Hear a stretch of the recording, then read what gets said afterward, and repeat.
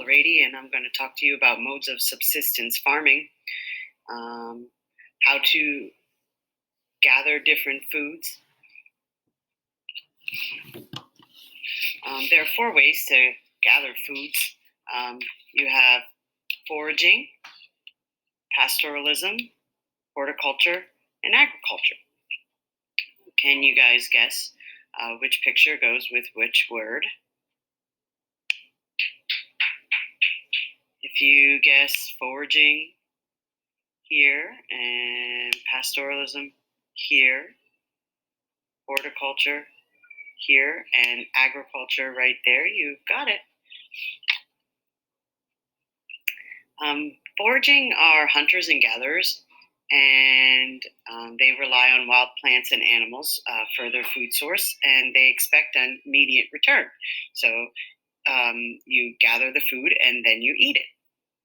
There are a wide variety of animals that can be served up in a wide variety of ways. You have squirrel, bison, fish, crabs, seashell animals like lobsters, giraffe, which I'm kind of sad about, and porcupine. They usually use bow and arrow or blow darts to slow their prey down. Also, they gather lots of fruits and vegetables, nuts, and those are roots. So anything that grows in the ground that you have to pull out, like carrots, radishes. You have tubers.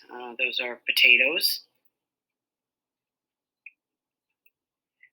Insects and worms. So there is foraging.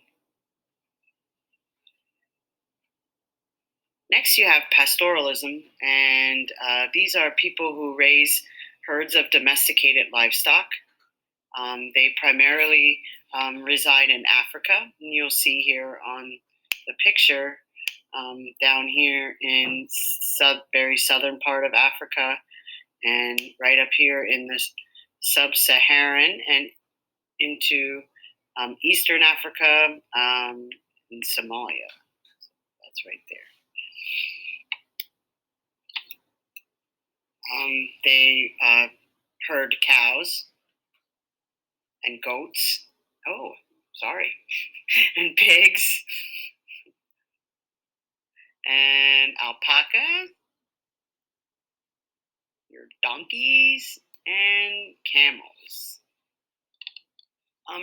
Not all are used for slaughter, though. They're used for transportation, and they're used for milk.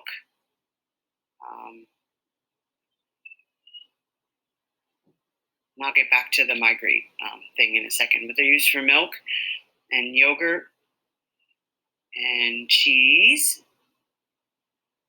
And we also use them for their furs and wool from the sheep and even dung. Now, one thing, a lot of people talk about how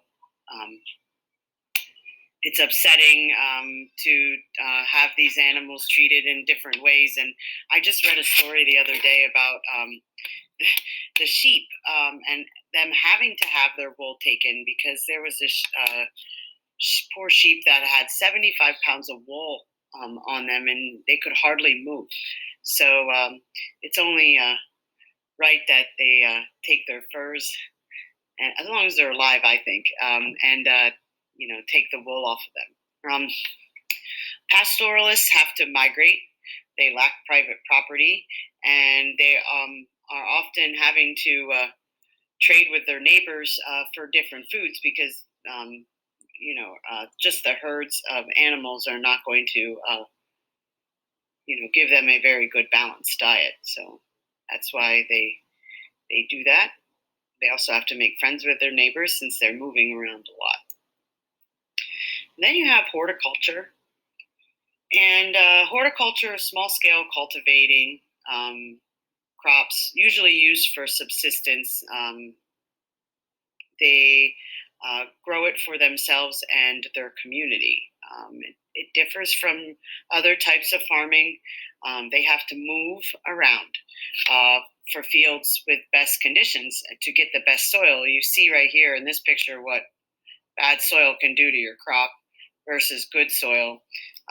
It's definitely a very important aspect of farming.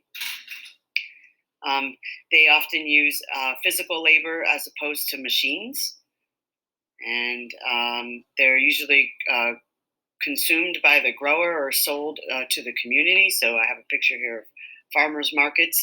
That's a great way to get local produce.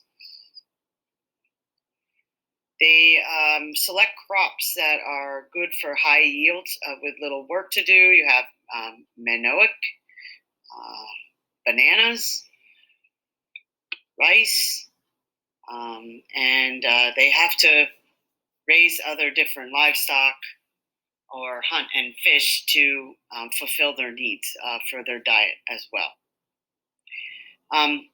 You have agriculture as the next one, and there is the cultivation of domesticated plants and animals using technology.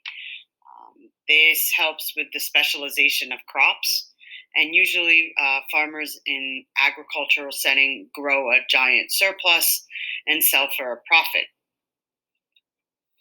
You have also the idea of specialization. So